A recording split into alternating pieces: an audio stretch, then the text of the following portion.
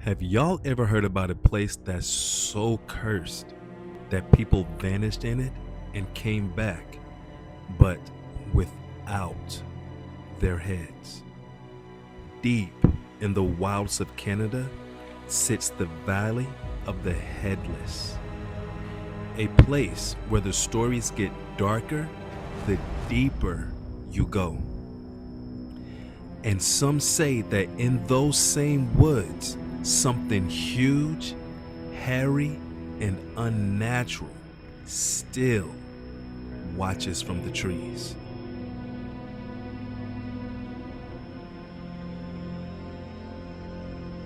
Welcome back, my spooky family. Tonight, we're stepping into one of the most chilling legends in the North Nahanni Valley, better known as the Valley of the Headless. Folks have whispered for generations about mysterious deaths, strange disappearances, and a land that's so cold and so wild it seems to swallow people whole.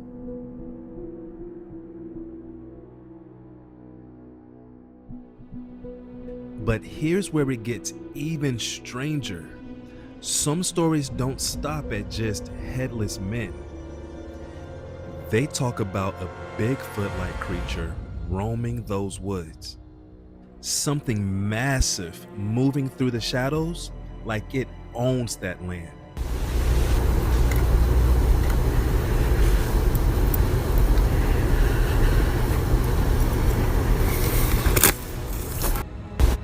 Now, whether you believe it's a beast, a spirit, or just a legend born out of fear, one thing is certain.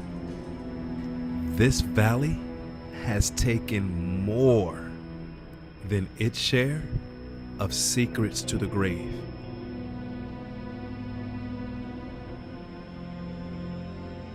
So lock in, turn the lights down low, and stay with me, because this story goes deep into the dark.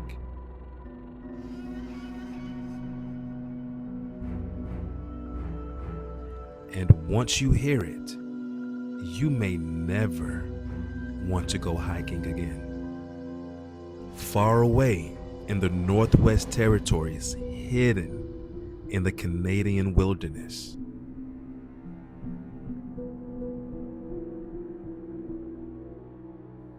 lies a place that has terrified explorers for more than a century. Nahanni Valley is beautiful from a distance,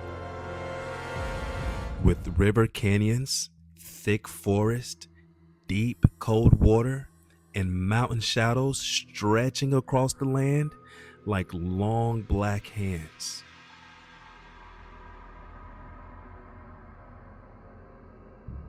But beauty can hide something rotten underneath. The legend of the Valley of the Headless began with men venturing to the wilderness looking for riches, adventure, and just a new life. Prospectors, trappers, and explorers entered the region, but some never came back. Others were found dead in ways that made people uneasy to even speak about.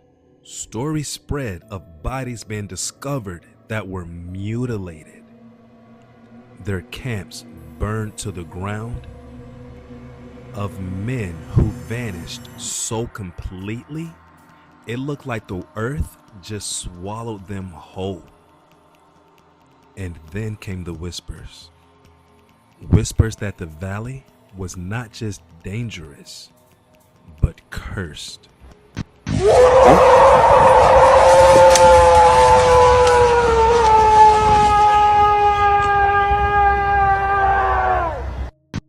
The name Headless Valley, it didn't come from nowhere.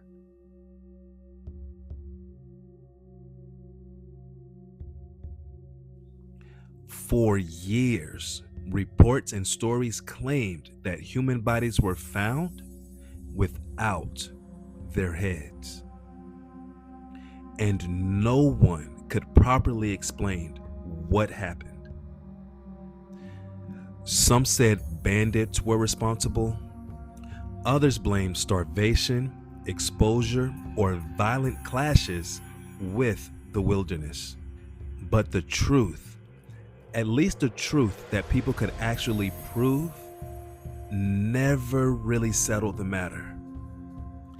And that uncertainty is exactly what gave the valley its power. Because once people started telling the story, they added more to it. A little fear here, a little mystery there, until the whole place became legend, soaked in dread. People spoke of strange lights moving through the trees.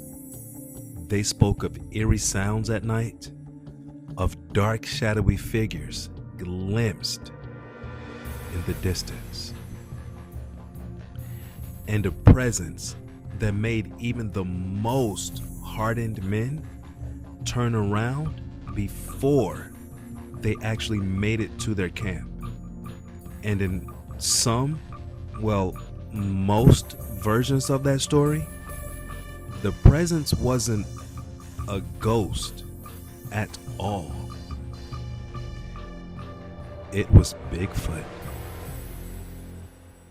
A giant, dark shape roaming the woods, watching not just some creature of folklore, something big enough to break the line between man and monster.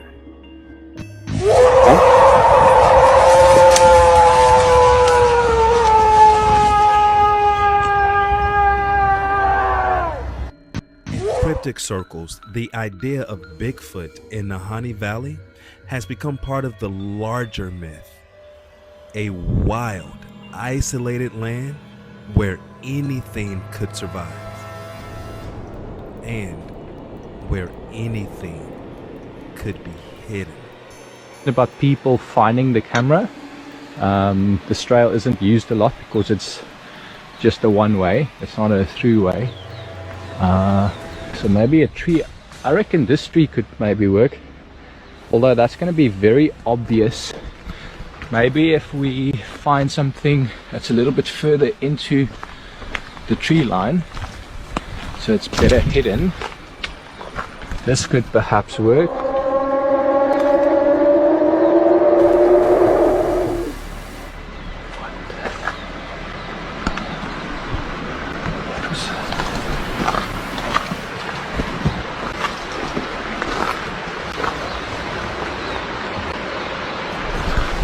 I have no idea what that was.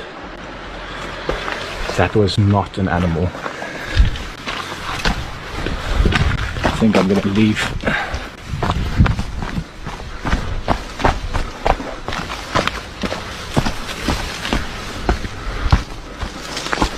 Now, let's be real. There's no hard proof that Bigfoot actually caused the deaths in Headless Valley. But that's not what makes this story so powerful. What makes it powerful is the setting. A remote place, a history of disappearances, a trail of fear, and the kind of silence that makes people invent their own answers when the real ones never come. That is how legends are born. In the daylight, Headless Valley just looks like another stunning stretch of wilderness. But at night, it transforms into something else entirely. The river sounds different. The trees feel too close. Every snapping branch becomes a warning. every shadow starts to look like it has shape.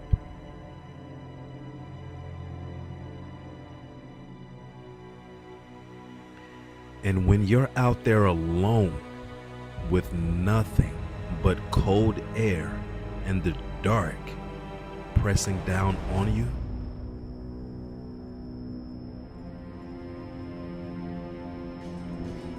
even the most rational person can start to wonder exactly what is standing just beyond the firelight. Some people say that the valley took its name because of a violent history.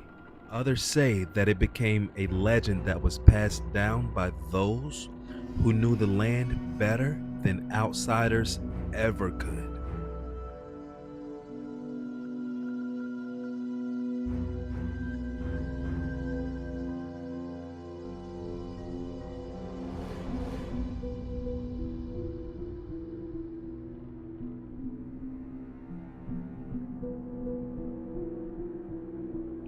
The Dean people, whose connection to the region runs deep.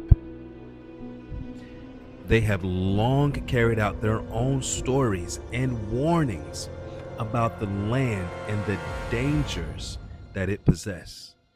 And that matters because in places like this, local memory often holds what official records never capture.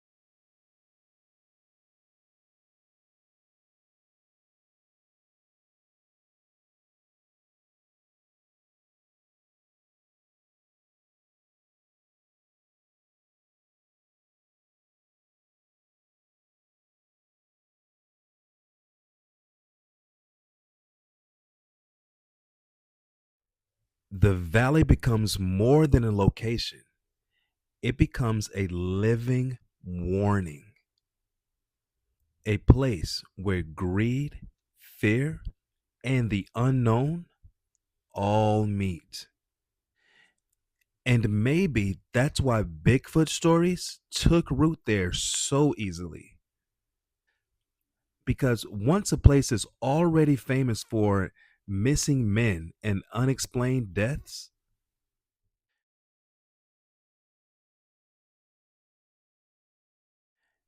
the imagination will fill in the rest. A creature in the trees, a shadow in the mist, a heavy footstep where there should be none, something watching the watchers. And if you ask the people who love these stories, they will tell you exactly what makes the valley so unforgettable. Not that it has all the answers, but that it never gets any. So, whether you believe that Headless Valley is the site of a cursed history or possessed wilderness where something ancient still walks the dark, one thing is for sure, it's the kind of story that crawls under your skin and stays there. Because when people disappear without explanation, when bodies are found in pieces, and when the forest itself seems to breathe around you, the line between legend and reality gets real thin, too thin. So now I want to hear from you. Do you think that Bigfoot is really tied to the mysteries of Headless Valley? Or is the truth even darker than that? I read everything you guys send me, so drop your thoughts in the comments. I want to know what you believe. And if you love creepy, eerie stories like this, make sure you follow and share this with someone who also loves creepy true tales. And subscribe so you don't miss the next story from the shadows. Stay spooky.